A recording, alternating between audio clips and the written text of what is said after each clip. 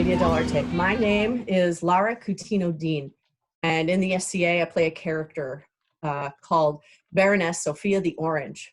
And Sophia is a character who is an actress in the late 1500s in Italy and England. She started out in Rotterdam and has traveled around a lot and seen a lot of fun stuff. So I lived through Sophia and enjoy a lot of theater of the late period Renaissance. And so I'm going to teach you a little bit today about that which is known as the Italian comedy, otherwise known as Commedia dell'Arte.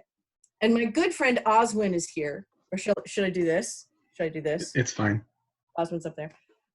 And we are blessed with some technology today that's going to help us take this class that I've taught a gajillion times over the last 20 years and bring it to the people online. So if you're joining us anytime in the next hour, go ahead and type in questions if you have them, and Oswin will tell me what those are. Otherwise, I'm just going to focus on the silly things today. So let me start out by saying that there's kind of two directions I go with these classes. One is towards the audience and one is towards the actor. So actors in the SCA are always interested in comedy in some fashion, trying to figure out how to do it. And it takes a lot of work and time. And when you do that, I'm happy to help. But for today, we're going to talk to the audience. There are a lot of Commedia experiences you can have in the SCA. It started out about somewhere between 30, 40 years ago, particularly with two troupes. I Sebastiani is a bunch of wonderful, crazy people up in the Boston area. That's the Barony of Carolingia. And they got together under the great guidance of Count Sebastian. After he got done with a particular reign, he was, leading the kingdom as great king. He said, time to have some silly fun. He went and found some loyal friends of his that were also interested in acting, and they put together a troupe called I Sebastiani and produced very historically accurate, as best they could, historically accurate Commedia dell'Arte. Then similarly, down in Pittsburgh, another group of crazy people came together under the name I Genesi. And they are, okay, I want to say it's the Barony of Debatable Lands is their SCA group. I highly recommend if you can see either of these two troupes perform, you do it. They've been doing it the longest. They've had personnel turnover over many years. So they have both folks that have done it for a jillion years and new blood. And there's wonderful fun experiences to come from watching these folks reenact the period experience of Commedia dell'Arte theater. You also have younger troupes that are very fun and exciting. One is my original troupe out in the Midrealm called I Scandali. We put the scandal back in SCA. And the fun part about them is they kind of, pop up anywhere that an opportunity will present itself. They are currently led by my good friend, Lady Abigail the Innocent, and mundanely known as Paula Brinkman, and she's a great director of wackos and good cat herder. So if you're ever interested in seeing them perform, reach out to her and she'll happily show you when the next show is. And then I went out here to Atlantia. That's I'm in North Carolina right now, and my husband and I started a troupe called I Firenze. And so we've been doing our Commedia for about 7 years now, and that's a lot of fun. There's also another little troupe that showed up for a while here in Atlantia, around the Maryland area, and that was Vagando Stolti. That's Italian for wandering fools. So they still have some people kind of scattered around. Their leader went and moved up north to the kingdom of Ethelmark, and so they're not particularly active now, but they're around, and you may see them somewhere around. The Midrealm also has a troupe called I Verdi Confusi, and they are out of Cleveland, and they are also still active. You will also see other troupes popping up kind of randomly here and there, and it is a growth, blossoming happening throughout the SCA. We had the real joy of making friends at Penzig with some wonderful new Commedia-interested people, including, at the time, the king of Locac, Stefan, and I keep forgetting his SCA last name. I think the Awesome will be fine. And his real name is Paul Adams, and he runs theater troupes professionally in Brisbane, Australia. So look for Paul Adams whenever you're looking for some fun in that corner of the world. There are also things popping up all over the place. So when you're at Penzig, that's kind of a center where we come together annually. So of course, you're not going to see that this year in 2020, but you will see it every other year because Penzig will never die. It'll just get postponed. And we're going to have Commedia there all the time. Oh, another troupe we've got to mention to the kids.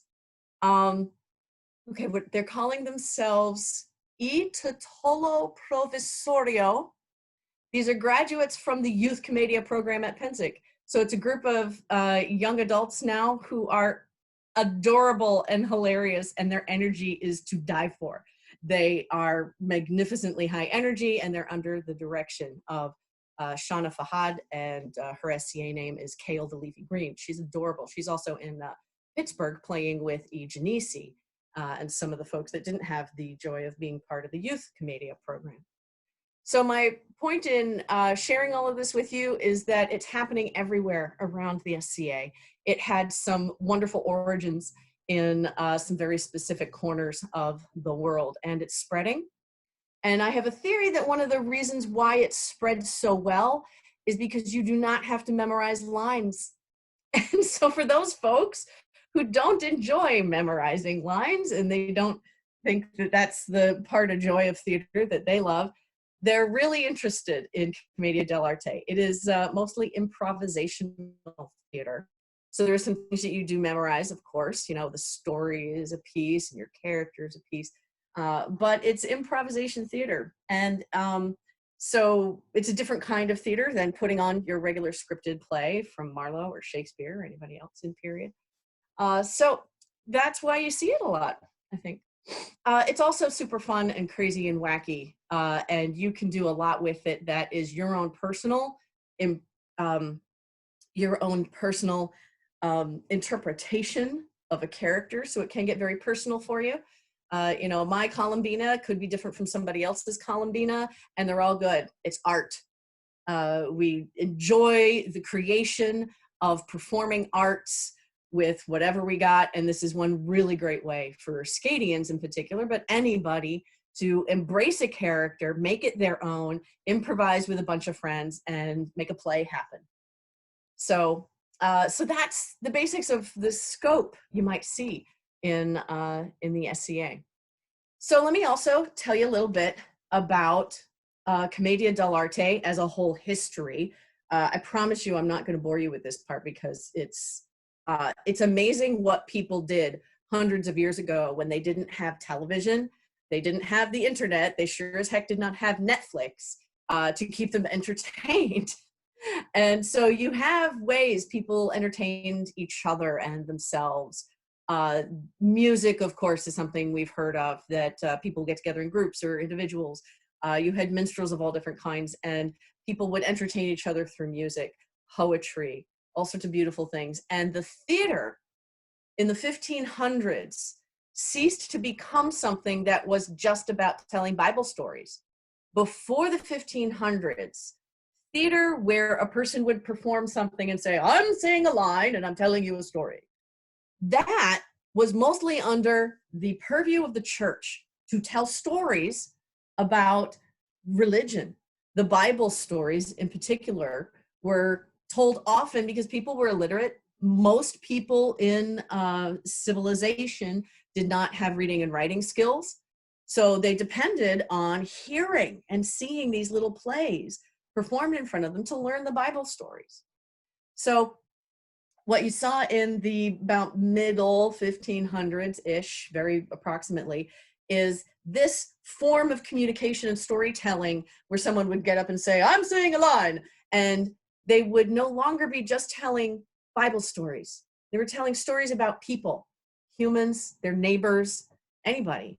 So you can see this also reflected in poetry and art.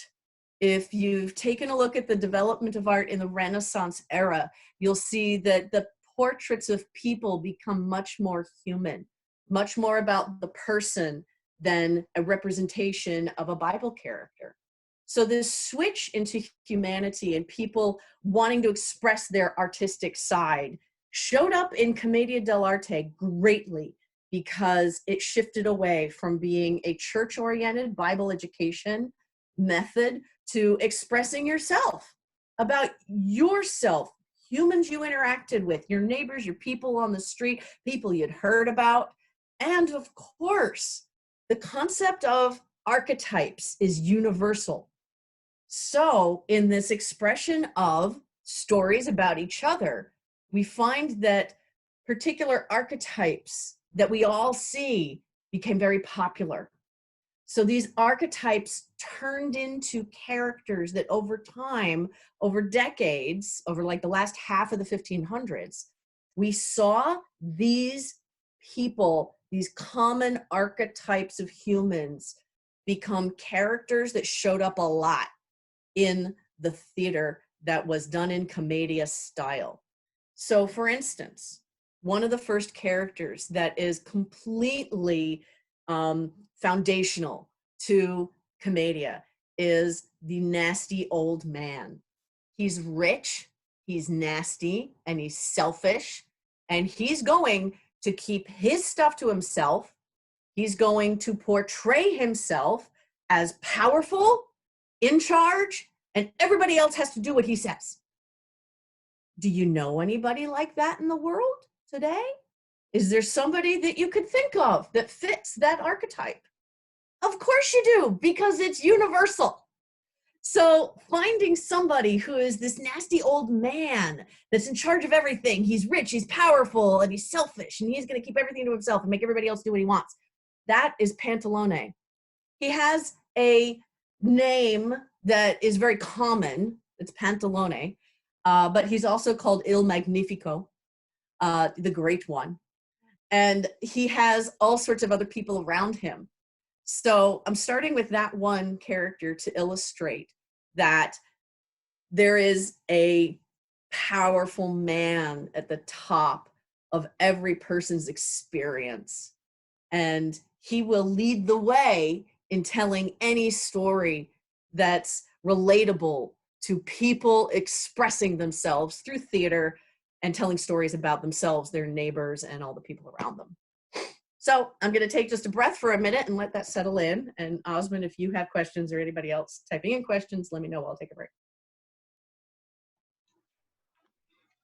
All righty. It just us so far. Hey, that's great. You and me, we're going to record this for the rest of the week. Let me interject a question that occurred to me. Yeah. So is there a link between Commedia dell'Arte and Greek-Roman theater that bridges the gap between the medieval play periods? I would say yes. Okay. I have not read a book that told me exactly how, but my gut and my understanding of Greek theater with the masks and ancient theater, my gut feeling is that the Greeks and Romans told stories of heroes and of their gods through that art form. So they're telling stories about things they want to say. Now, there, of course, is part of their religion, but they also told stories about mythology and their heroes. So the same thing happened. You had actors that were telling the story to the community about things they thought were important. Their religion and their heroes and their stories, whatever that is.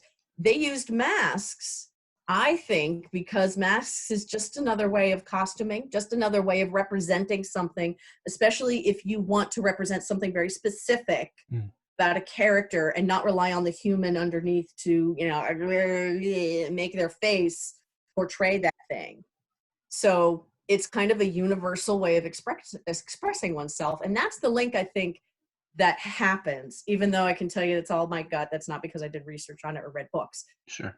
That's what I see as a universal truth throughout millennia, that when people want to express themselves, they can through theater, and they have done it all through millennia. All right, well, continue on then. So commedia being an expression of storytelling through characters that we all find familiar. You've got a whole list of these characters.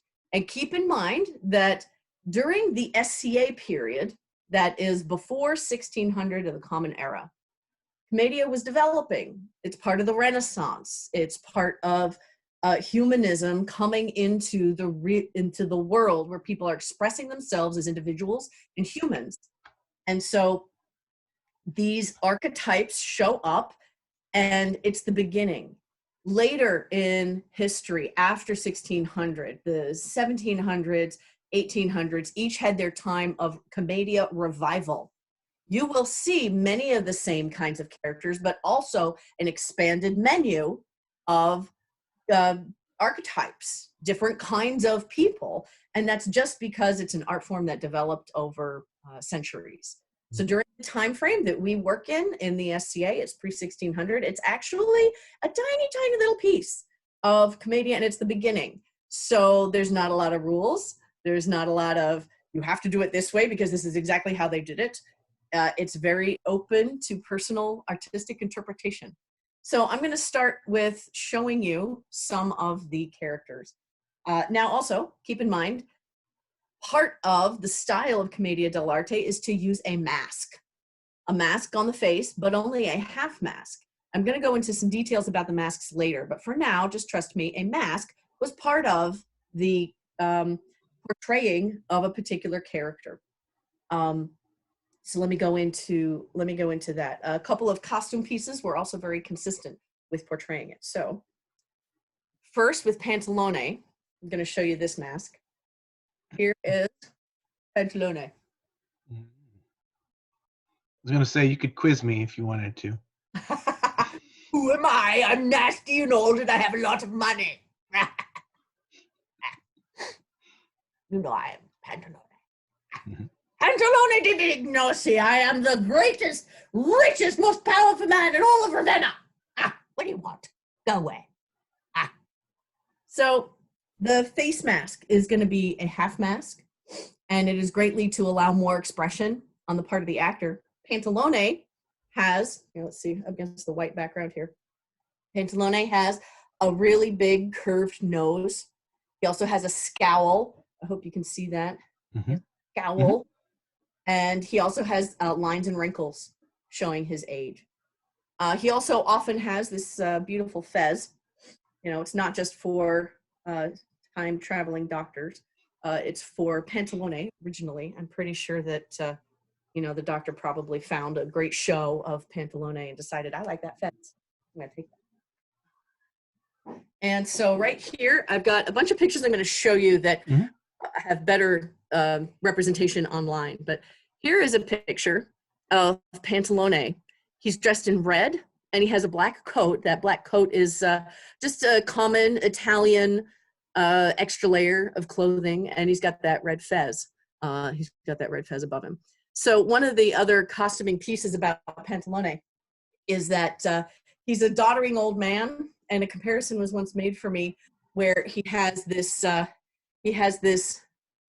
red clothing underneath and a black coat on top, and these slippers that are actually indoor slippers.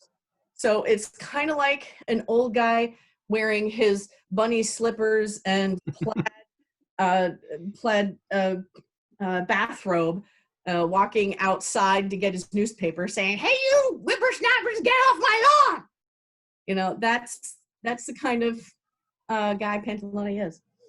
So Pantalone has some friends or enemies, frenemies, and people that are at his same rank that he deals with a lot. One of them is the know-it-all, the man who is intelligent beyond all others in his own mind. He's the one who has the brain, not necessarily the money and the power. He doesn't necessarily care that much about power and money and politics. He just cares about the intellectual value of the things he knows. Knowledge for knowledge's sake. And I'm sure anybody watching this who has gone to college has known a person like that, who is happy in the university environment just because the whole purpose of university is to learn, and this guy's there to learn and to teach and to make sure his brain is the most important thing around. This character's name is Ilda Torre, and he has many, many different names. The one that we use is Dottore Graziano. That's a family name that just ended up in one of the books that I'm going to show you later a lot. So he has that know-it-all sense to him, where anything that he says is confusing, and it doesn't really make sense, but it sounds important. So I think of myself in my first year chemistry class in college, where somebody up at the front is spouting things that sound really important, and I know I'm going to be tested on them, but it's just beyond me. I have no idea what he's actually saying. And all I can do is show respect to this person, say, yes, of course, yes, professor, that's a good class. I'm sure it'll make sense once I just let it digest in my head and read the book over and over again and ask for tutoring, and oh my God. So that sense of knowledge is the most important thing to this guy, but he also does not actually have a lot of genuine, useful knowledge. And he sure as heck cannot translate that into plain English or plain Italian for regular people that don't actually share his love of that particular subject. So he will often have a bunch of things to say that do not actually have a lot of value. So his mask is like this. I'm going to try to show it to you. He has a big nose, but it's not quite the same as Pantalone's. His mask has a nice big bulbous nose, and a lot of people make masks with a really round nose. He often has this high forehead and eyebrows up here to emphasize the brain. And sometimes he's drunk, and so he's portrayed as having rosy cheeks. So therefore, the mask is supposed to emphasize those big rosy cheeks. Okay. You see the Pleiades! My goodness, I haven't seen a Pleiades like that since 1549. It was the most magnificent event ever known to mankind. Even the Doge himself stopped the entire city and said, "Stop, everyone, look in the sky, it's the Pleiades. You should all really appreciate this moment." Yeah, so whether or not the Pleiades actually even showed up back then. So Dottore is the man all about knowledge. So those are the two men at the top of the social totem pole. Of course, classicism is the normal way of life in Renaissance Italy, any of the Italian city-states. This is how life was. So Dottore and Pantalone represent the top of that food chain. Sometimes there are other characters that come in. Tofano is a name we've seen in some plays, where other people of that same rank will show up and be friends or enemies of Pantalone and Ilda Torre. So you'll see other ones along that line. I'm just going to put those two. Now, underneath them are their children. These rich and powerful men have children all the time, and the thrust of any Commedia story is going to involve what happens to those children. Are those children going to get married? Are they going to go to university? Are they going to be sent to be part of the Doge's household, or the Duke of Milan, or somebody else? Are they going to get kidnapped by pirates? And kidnapped by pirates is always good. And never seen again. What will happen to their children? Also, another common trope, a common storyline you will see, is these children getting married, and to whom? That's a very big deal, because that is the continuation of Pantalone's and Dottore's life. What happens to them after they die? What happens to their most precious things, their family? So they will often talk about them. Now, these children do not have masks.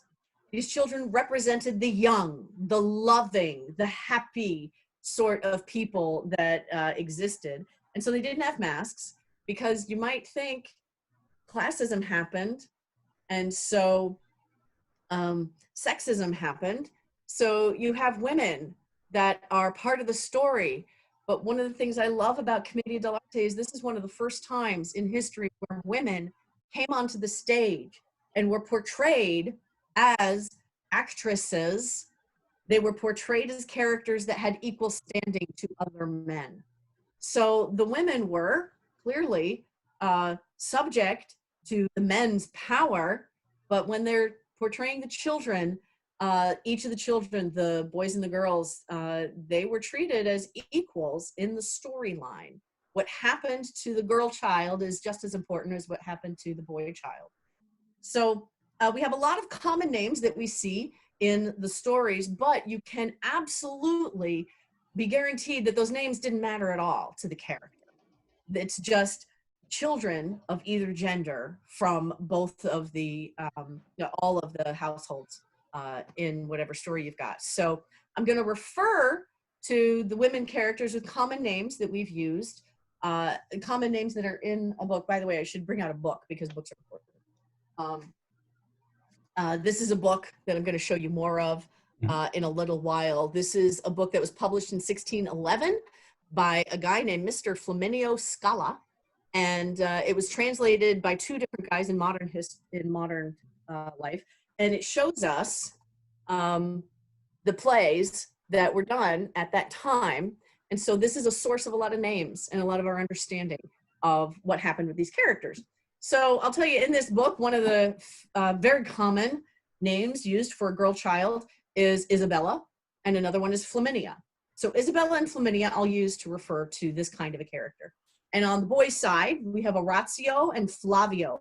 Those are commonly used names, but don't get hung up on the names. The names are not super important. They're just whatever somebody decided to put in a book that survives to nowadays. They used common names that were used in their lives. Because again, remember, this is theater representing human experience instead of Bible stories. And it's a shift that people are really enjoying. Hey, I could just name this character after my neighbor over there that is, being annoying, or I'm in love with them. You want to tell the story about the people you know. So children are great. Orazio and Flavio are always in love with Isabella and Flaminia, and there will be relationships that are different all the time about these young people. They might be in love with each other. They might hate each other, but there will always be a wedding at the end. Always.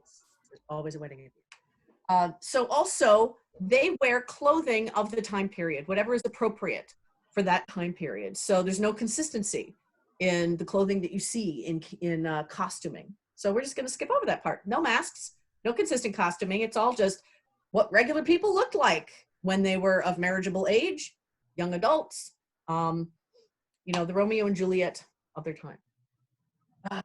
Okay, now we're going to get into the servants. There's always servants. Servants are generally referred to as zani.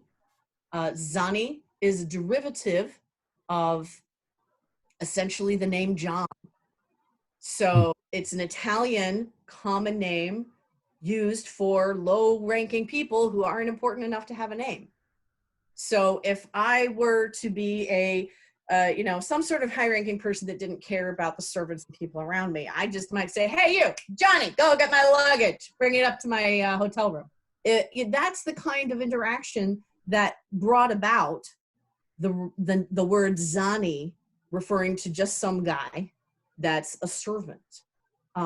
It is also leaning towards the masculine, because the feminine characters, the women servants, had a lot of personality, and they were portrayed differently from the men. The men were generally the kind of Italian porters, working men that just made the city run, and somebody paid them in either actual money or food or lodging, that kind of thing, so that they had a job. Now, imagine this whole world of servants. There are a million different personalities that you can give to a servant that will make them part of a funny story, of a plot. And one of the most famous ones is Arlaquino. He is known for being very desperately hungry, very desperately poor, very desperately uneducated, and very stupid. But he is well-meaning. He really appreciates and loves whoever is feeding him, whoever is helping him to be alive. So imagine, 500 years ago, people would die in the streets because we didn't have Medicare. We didn't have government that took care of poor people dying in the streets from hunger. So people did actually die in the streets. But in order to not get that far, you maintained a job of some kind and tried to do work for people who would feed you or pay you.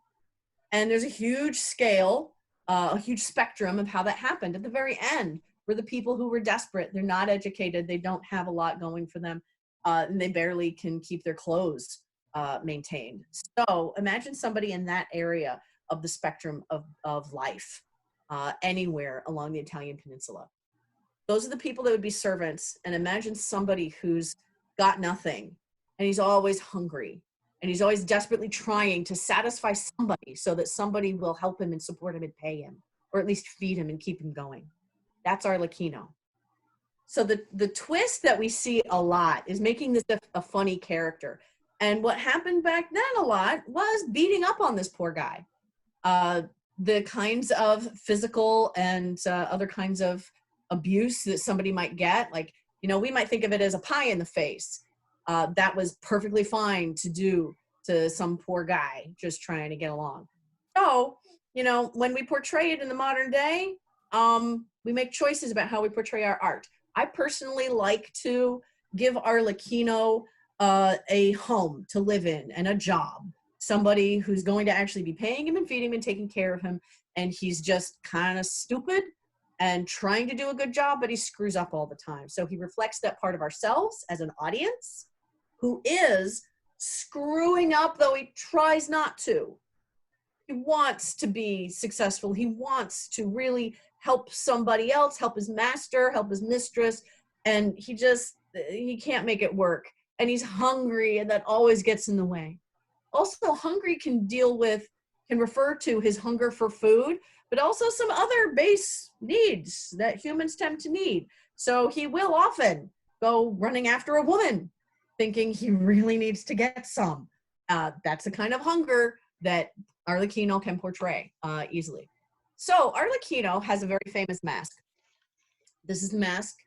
By the way, a lot of these masks were made by my good friend Drake. He's an amazing mask maker based out of Dayton, Ohio, and he will make a mask for you at a very reasonable price. I really, really believe in him. He's an amazing mask maker, so he makes most of my masks. So what you're seeing here is, again, a half mask. And what's particular about Arlaquino is Arlaquino is going to have a pug nose. You see, it's a little tiny pug nose, very different from Ilda Torre and from Pantalone. He's got defined eyebrows that are more curious than angry. And he also has a carbuncle on his forehead. You can't hardly see it. We can see it. You got it? Okay, good. That's because he's clumsy and he bumps his head all the time. It's a consistent feature in books about masks that you're going to see. And while I mention that, here's one of your mask making books that shows a lot of these great masks from history. I'm going to refer to these sources a little bit later, but mask making book is really, really awesome. It'll show you a lot of these things about the masks. So when you see one of these masks on stage, look for the carbuncle. That is absolutely an Arlaquino trait. And then the happy face, it might be curious, but it's not going to be angry. Arlaquino will be dressed in rags, and the common dress of the working man porter in Italian areas back in 1500s-ish is going to be plain but light colored linen, like this, light colored linen, and just pants and a baggy shirt and a floppy hat to keep the sun out. Very, very, very practical, cheap, and the kind of thing that you can just wear all week long doing hard labor and then jump in the river to clean it up. So your Arlaquino is like that, but so much worse. He has patches everywhere. Those patches will go, you know, just kind of anywhere they're going to go. So when you see somebody with a lot of patches but plain clothing and that carbuncle on the mask, that's an Arlaquino. You can count on that character to be kind of stupid but well-meaning, hungry, maybe sexually, and always trying to do a good job but screwing up. So that's our famous Arlaquino. He is one of the most famous characters. Also, that character developed, stayed in the consciousness of people throughout centuries. And you'll see Arlaquino be kind of the grandfather of many other characters that are a lot like that. One of which you might imagine is Harlequin. The Harlequin, the Harlequinades, and the Harlequin that showed up in French ballet. Those were often clown-like characters and funny. They all had their different variation on the theme. They came originally from the idea of Arlaquino. However, keep in mind, these are all really, really developed characters over hundreds of years. So you'll see them show up in different ways. I'm going to show you a late period picture of Arlaquino to illustrate this. Here we go. This is one from the middle 1700s. And you see Arlaquino has triangles. This triangle pattern is really common with an Arlaquino type character because it developed from the patches. So the patches all over his clothes turned into this, which in some places also turned into that diamond lozenge pattern. And I can tell you, I was given a drama llama by my friend Drea, and she made an Arlaquino costume for my drama llama. So that's how you see these things develop. There's no rules. They just sort of grow and develop and blossom in different ways. So more servants, right? There's a nasty servant named Brighella, and he didn't actually make himself known a lot in the pre-1600 version of Commedia. He showed up, but he wasn't particularly well developed. He's certainly developed later on in life. He's a nasty man. He is the kind of servant that is out for himself, and he wants to make it big. He wants to make money. He wants to get his own power, to write his own rules, and to live his own life. That's what's important to him. And if you've ever felt that, you didn't want to have your life in the power of some big rich man who didn't care about you and just wanted to marry off his daughter to the highest bidder, but you're the one that actually works to make this household run, and nobody appreciates you, and you really want to just get enough money to get out of here and buy your own house and live your own life. Darn it. So that kind of thing a lot of us have felt in our lives. So again, you know, we're talking about the stories people tell about their real lives rather than Bible stories. So Brighella, he's a guy that has a nasty, nasty face. I really am sick of working for Pantalone. It's annoying. I don't get any appreciation. I just want to buy my own house and get out of here and just live my own life, be alone, put up a hammock, just eat my own food. Yeah. So Brighella can also be super funny. We've got a member of E. Ferenzi who's playing Brighella, is kind of a guy from Brooklyn who's you could hire him to do anything you want to. Anything that you need, Brighella, he'll make it happen for you. You just tell me and I'll take care of it. You just pay me the fee and we'll be all right. I know a guy if you don't know a guy. I'm the guy, you know. So you could do all sorts of great things with Brighella. He's essentially selfish as a servant. There's some other servants that are interesting, and I'll just touch on him a little bit. One called Pedro Lino. He is in the middle of these other two. He's well-meaning. He does his job. He wants to be successful. He wants to just be a good servant and make his money, and maybe someday he might get lucky enough to have enough money to find a wife and go have some kids and live a life of his own. But he is there to serve his master because that's what he does. He's a man of integrity. And he also has some brain that he chooses to use, which is different from Arlaquino. So Pedro Lino is one of those characters. You may also have heard about the eventual development of Punch and Judy puppets. That Punch is a a derivative of the Pulcinella character, which is kind of Pedro Lino-like. So these are characters that kind of, you know, grew up in a direction. And so the Punch and Judy puppets are a lot like that. But keep in mind, in the pre-1600, what we're seeing is if you see a Pedro Lino character, he's going to be well-meaning and effective. He might even be in love with one of the other servant girl characters. But he's going to be really, really wanting to get the job done and done right. There are a number of other servant variations on that, but I'm going to leave you with that because that's where you're going to see most of them. Now let's talk about women. Women are what makes the story run. The women on the stage, for the first time ever, was an expansion of what you can do when you actually have the real life represented on the stage. The women make the household run. The women are the ones who say, I'm going to get you two lovebirds together and you'll run off and get married and be fine. I'm going to find a solution to that illness. I'm going to get the gypsy down the road to tell the fortune and make Pantalone not spend all of his money on the new slipper style coming out of Naples. All sorts of things that the women are going to do to make it happen and take care of people. So, my favorite one is Franceschina. Franceschina is a name given to the female servant in the pre-1600 lifestyle. And she was the one that took care of everybody and fixed things. She would often discover that Arlaquino had screwed something up and help him fix it.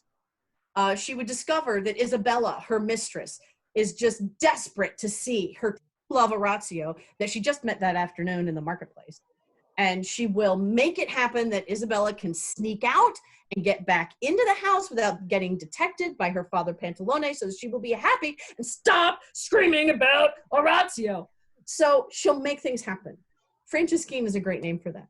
Another name that comes up in the books a lot is Olivetta. And also these women can be cooks, but you know, the job of a cook is actually not mentioned a whole lot. There are sometimes when it comes in. And another name for that, Burattino, is a name for a cook that we've seen in a couple of plays. And that's a lot of fun for, you know, what do you do when you actually get down into the kitchen?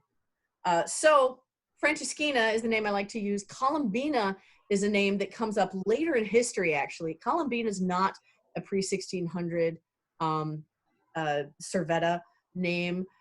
She definitely showed up in some places as a name, but she was never the developed character of a really sexy, capable, earthy, awesome woman until after 1600. However, if you see a Columbina and she's really sexy and awesome, it's still fun. So don't worry about exactly when she showed up in history. She's there. She's part of our milieu. So Columbina, Franceschina, Olivetta, those are all really awesome women. You can play them as being really particularly sexy and flirty, or just down to earth, business every day, get the stuff done, make sure nobody dies on your watch. So these women are the ones that take care of everything in the house. Now, I'm going to talk about two extra wacky characters that don't fit in the hierarchy anywhere in particular. They're kind of in the middle. Some people, like my beloved Lucetta, who is a genius when it comes to researching and writing Commedia scenarios. Lucetta di Cosimo out of Ethelmark. She's a genius. I love her. And what was I saying about her? I forget. She was awesome. When she teaches the hierarchy of characters, she includes that the wild card characters are right underneath Pantalone and Ilda Torre in the pecking order of social norms. I would tend to agree with that. And I tend to say, put them kind of wherever they fit in the story for making the story work. So one of those is our super favorite, everyone's silly, magnificent guy, Capitano. I am Capitano Spavento, and I am the most wonderful swordsman in all of Europe, and you shall enjoy my company. So you can tell he has a very large nose, and yes, that is exactly what you think it is if you're a grown-up or a teenage boy. And so the look of Capitano is that he's got a nose that is clearly making up for something. He's also got defined eyebrows that are supposed to be kind of, daring, like eyebrows, and nothing else particularly around the cheeks to allow him to express. So that's your Capitano. I have another Capitano up here.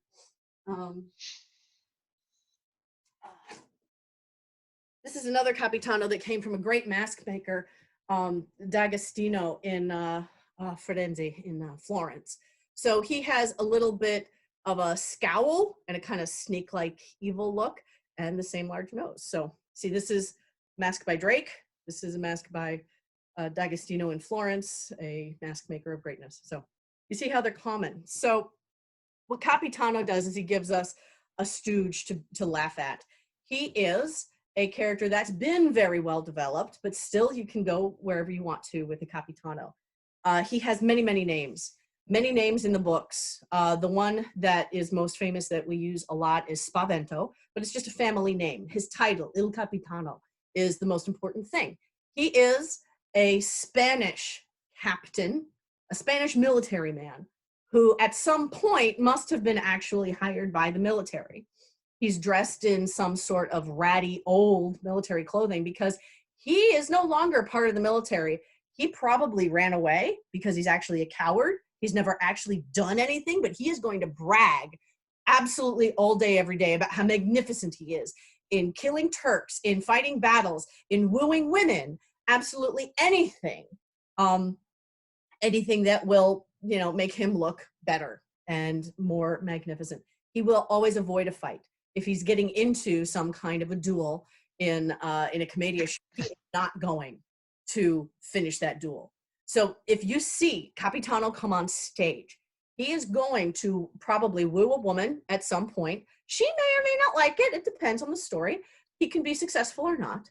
He's going to get into some sort of trouble with his ego and then run away from it. So if you see him with the sword and he pulls it out, you can be guaranteed he's not going to actually hurt anybody with it. So he's like that. Another costuming piece that Capitano has is a big feathered hat. So a big feathered hat that is falling apart. It should not be nice because, again, he hasn't had a job in a long, long time and he's poor. Capitano's style is that of a poor guy out of a job. So he's got clothing that used to be nice, but is tattered and torn. And often some people will say it should be a Spanish military style of clothing. That can happen. He could also be in kind of simple Italian clothing because he's trying to just get by in Italy. Now, one of the really cool things about this character is that it was given some serious characteristics. It was really invented by a guy named Francesco Andrini.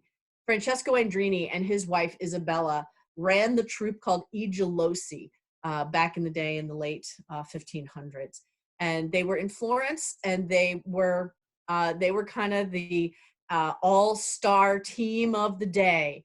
I don't know anything about modern stuff. Okay, I'm trying to think I could compare them to.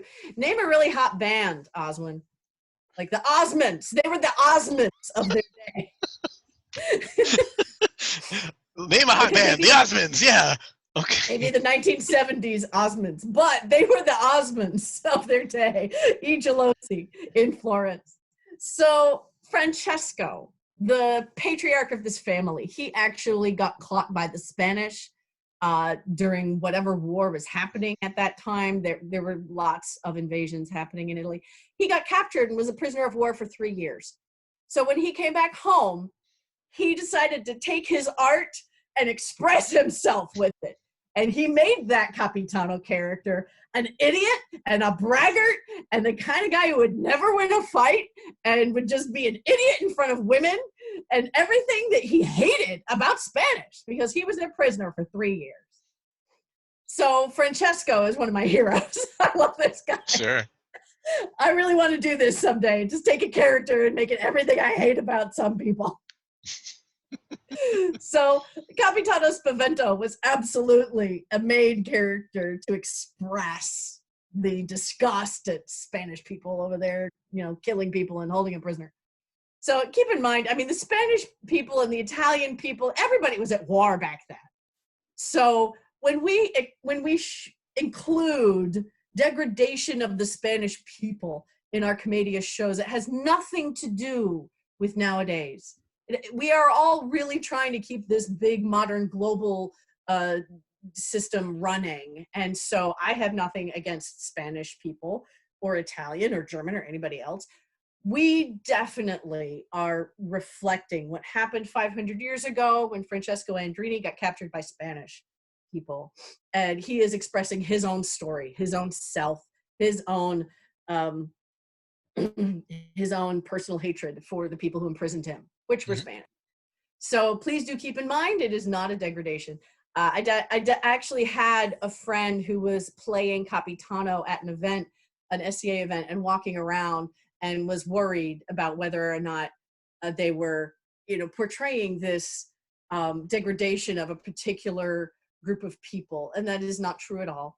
It is all entirely about what the stories were back then, and we do our best to portray them in a gentle and considerate fashion. So we're not going to do anything truly, truly nasty. We will take this character and use it in a way that they did back then without trying to offend anybody.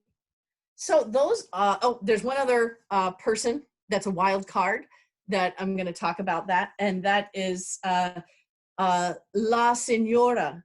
That is an older woman that is a noblewoman, or at least she's had money. And this woman's name often comes up in the books as Vittoria, not Victoria like the queen, but Vittoria with a T, Vittoria. And she is often a person who will, again, be like the female servants, make something happen, but she has the higher class than the servants. She's on her own. She could be a widow. She could be the widow down the street that Pantalone wants to marry because she has money. She could be the proprietress of a brothel down the street that Pantalone goes to. There could be a number of different roles she plays, but she's going to be higher rank, and she's going to be a rich woman with money and influence. So I'm going to tell you just a little bit more. I know we're getting on time here. In terms, I was going to mention it, but I mean, we're recording this. There's really no time limit unless. Okay, so nobody's waiting after us to use this. No, I mean, we don't Okay, want to so- go on forever, but you can go on for a little longer. I Yes. could go on forever because I love this stuff. I know you do, but yeah, you can keep going. I will. What do you do? Rubik's Cube? Rubik's Cube. Yeah, I'll make it into a Rubik's Cube and then we'll solve it together. And that will be the end of our class. I'm going to tell you a little bit about how all of these characters come to life. And now is a good time for me to show you all of the books that, not all of the books, I just have a big stack of books. I'm going to show you the 2 books that are most important. So one of the blessings we have in the SCA is this great program called the Complete Anachronist. And the Complete Anachronist is a quarterly magazine publication that publishes little books like this. They're about 60 pages a piece. And they are extraordinarily great works. And they are peer reviewed. And I use that with a little p because it is reviewed by people with great experience in that particular topic, and also with an understanding of how to do academic research. And they keep a very high bar of what they publish. So I had never done this kind of academic research before on theater, so I was really new to it, and I was impressed with how they guided me and produced this end result, which is a great book on how to make Commedia happen. I was also preceded by my good friend Lucetta, who I mentioned before. Her real name is Dina Tornello, and she wrote this book. This is the Complete Anachronist number 172 on early Commedia characters and scenarios of the early Commedia dell'Arte. Mm-hmm. So Dina's book will show you more about the actual scenarios and the trends of how they were written back in 500 years ago. And she will tell you more detail about everything I just touched on briefly about each of the characters. So she goes into a deep dive, and she also gives you extraordinary references in the back. This bibliography right here, you see that? That's amazing. This bibliography in the back of the book is a list of extremely useful sources to dig into any topic covered in this book. You're going to find really amazing reading in there. So I can tell you, you could lose yourself in that. If you want to, go right ahead. It's right in there. There's like hundreds of sources, both primary and secondary sources listed in here. And so Lucetta's book, Dina Tornello is her real name, she brought to life the real meat and foundation of scenarios and characters. Now, the book that I did is just followed her. I was more about the production. Now that you've learned all this great stuff, how do you bring it to life?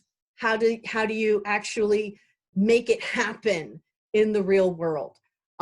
It's complicated. It's producing a theater play. Anybody who's, done any kind of, Romeo and Juliet or Jack and Jill in community theater knows that it's hard but fun work. Mm-hmm. So my book is all about how do you actually make it happen. Part of the real key here is the word scenario, like I said. So Commedia dell'Arte was improvised. It was a way of telling a story where the story itself was an outline. It was a set of steps that told the story with great flexibility for the actors to communicate those pieces of the story to the audience however they wished. So imagine if Romeo and Juliet was not written out in the beautiful iambic pentameter poetry that Mr. Shakespeare did, but rather broken up into scenes where something happened. In this scene, Juliet stands by her window. She stands in her balcony. She speaks about her love for Orazio. He sees her below, or she sees him below her balcony, and they play a love scene. That's what it would look like in a Commedia scenario, with plenty of space for whoever's playing Romeo and whoever's playing Juliet to stand there and say something from her balcony, from below the balcony, and let her go on for some amount of time. And then, they see each other, and then they fall in love, and they play a love scene, however that looks to them. Maybe they kiss, maybe they don't. Maybe they go hide behind the bushes and do more than kissing. There's all sorts of ways that a Commedia actor can portray this. So equally, a scene where Pantalone tells his daughter Isabella she's going to marry the Spanish captain. She's unhappy about this. That might look like Pantalone and Ilda Torre are speaking in Pantalone's house. Pantalone calls in Isabella and tells her she's going to marry the Spanish captain. Isabella is very angry about this. She does not want to marry the Spanish captain and runs away. That's it. So that's 3 characters, and however the actors want to portray that and get that across to the audience is how they do it. So we refer to it as a scenario instead of a script. And that book that I just had, this book is the one that we refer to a lot to give us an idea of what that was like in SCA period, pre-1600. So this was published in 1611. So it's, it's technically a little bit across the line. However, it is a collection of those scenes in 50 different plays. So we have a really good understanding of what they did. Now, this particular version of the book is edited by Henry Salerno. There's another one that only addressed 30 of the 50 plays and translated them into English by a guy named Andrews. And by the way, all of those are listed in the Complete Anachronist. The really important ones are listed in both of ours, Dina's and mine. And so the scenarios, you can read many of them in English. There are a multitude more that are still in Italian. And some of the great Italian folks over on the other side of the pond are, you know, researching them and enjoying them. And whenever we can get them translated into English or learn enough Italian to read their stuff, we'll just have more joy. So also keep in mind, there are more books available that are published after 1600. And this is one of my favorites by Heck. And by Heck and Heck. What this one shows us is another long list of scenarios from Naples. So, so Mr. Scala, he was in Florence and in the northern end of Italy. And the southern end of Italy, Naples, is where these scenarios came from. And you'll see lots and lots and lots of similarities and a handful of differences in how the characters are portrayed. And I think it shows the progression of the art where things are more defined. Before 1600, they're all kind of open and loosey-goosey, and they're exploring art and this new thing of making plays happen that are not about Bible stories, but about us as humans. And so it's kind of, wow, this open interpretation of whatever you want to do.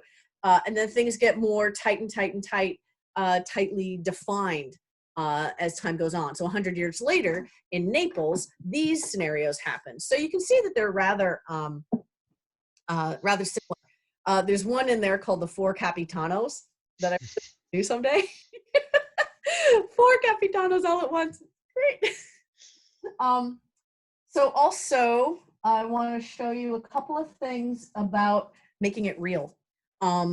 These scenarios will look different in the modern day than how they looked way back then.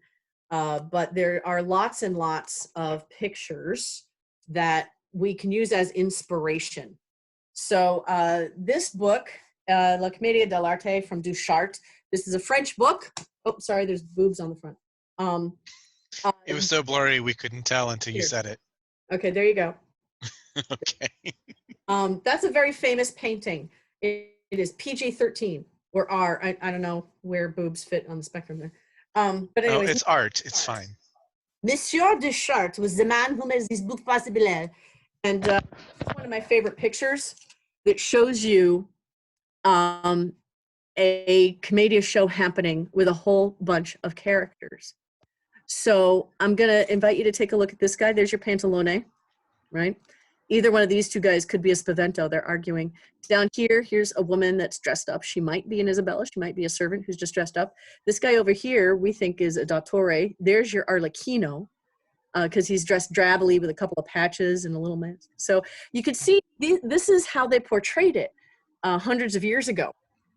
You're going to see a bunch of actors in a relatively modern stage. And so what I highly recommend for all of the audience members out there is look for those common threads and then enjoy whatever the actors are showing you. Another source of understanding where Commedia came from and how you might see it happen nowadays is this magnificent castle in Trausnitz. I'm sorry, the Trausnitz Castle in Landshut, Germany. My husband and I just went on a vacation and got to see that last fall. And this is the most beautiful thing ever in my whole life I have ever seen. Because this castle contains a staircase that goes through 6 levels of the castle in a spiral. It's spiral, but it's square. I don't know how to speak about that, but it's square, but it goes around and around and around and around up 6 levels. So it was meant for the servants to walk up and down and get to all the 6 levels of the castle. And so somebody in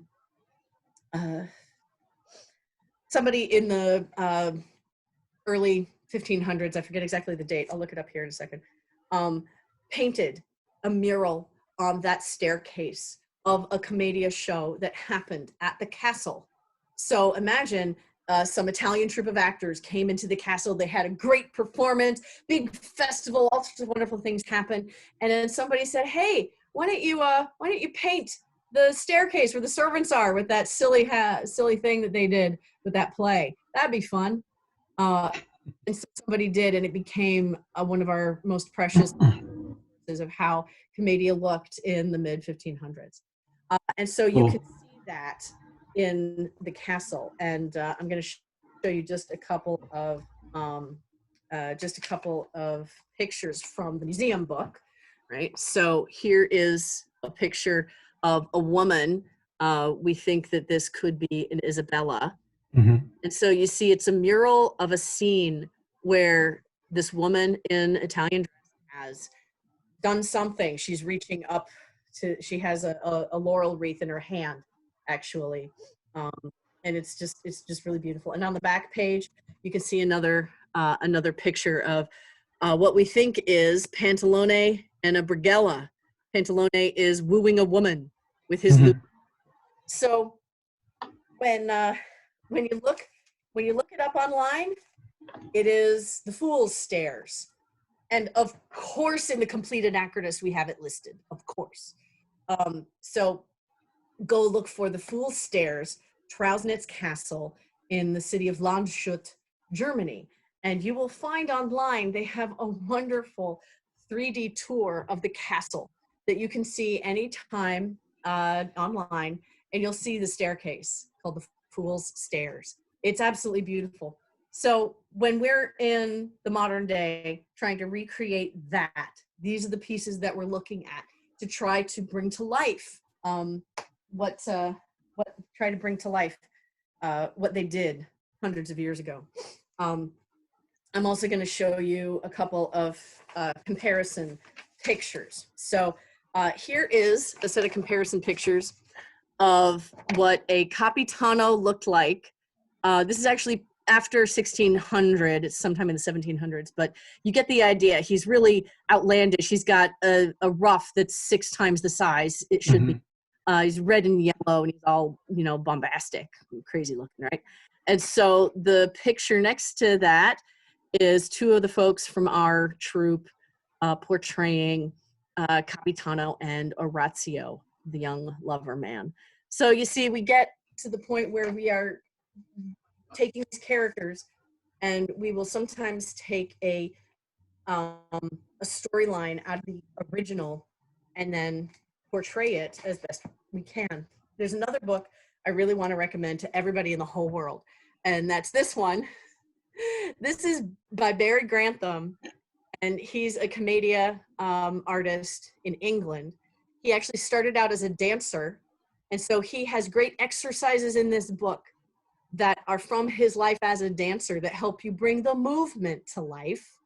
And anybody that gets a hold of this book will learn more of the movement and making it real for every single character. So I highly, highly recommend that. And then also the Pièce de Résistance is this book right here by Margaret Kurtritsky. This was her doctoral thesis. It's a very big thesis.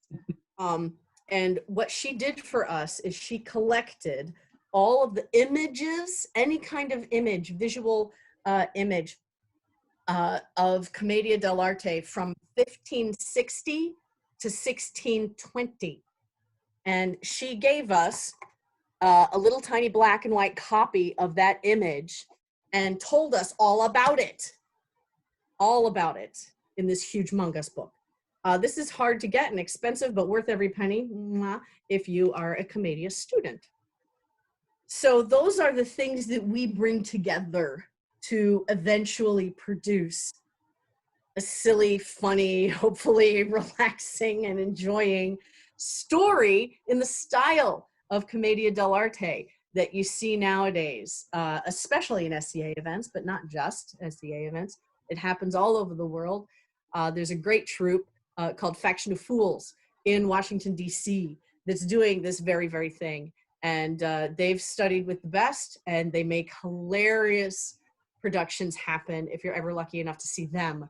That's another modern day troupe that I absolutely adore, and you should go see them and see Commedia happen in real life.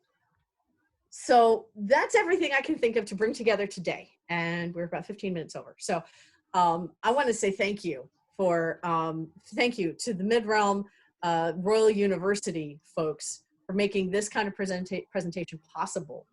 I know lots of folks are taking advantage of it, and I think it's a great way to spread the good word about whatever you're studying and get people to, learn more and keep your brain working while we're all under quarantine. So I'm going to say thank you, and thank you super much to Oswin for staying with me for the whole hour and 15 minutes and making it possible. It's my pleasure as always. I want to, since we know each other so well, and I've seen you perform, and I've seen a couple of other troupes perform, throw a couple cents in if you don't mind. Please throw in cents, questions, statements. Knowing the personalities of the caricatures is helpful, but not necessary. I had really no idea when I first started watching the first Commedia plays, but then you pick it up. One of the best things about it is because it isn't scripted, you can watch the same story, but you're gonna get different laugh points, you're gonna get different action happening.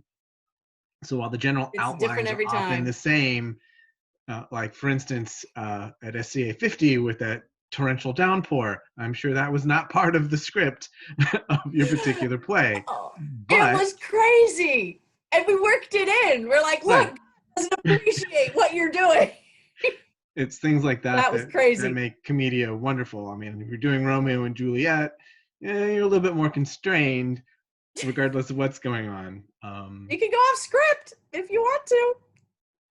Yeah, there's that. It's all art, man. It's art. It's all art, and it's just a joy to watch these performances. And I guess the other one I was going to mention was 2019 at Known World Cooks and Bards. One of the Callantyre groups, and I cannot remember who it is at the moment. Oh yeah, Three Rivers. Like the Three River Players or something like that. Yes, they had a lot of nonverbal action in their play, and that is another thing. They could have done it in a straight Italian, and you probably would have picked up all the cues of what's going on. They did it non-verbally, and you still got it. Yeah, exactly. I love them. They've got a guy that has done some serious circus training and mime training, I believe. And he brings to life these characters with just movement that really allow the audience to relate to whatever he's going through. And it's brilliant. Exactly. Yeah. Names, I know I've met them once, but Three Rivers Players does a great job.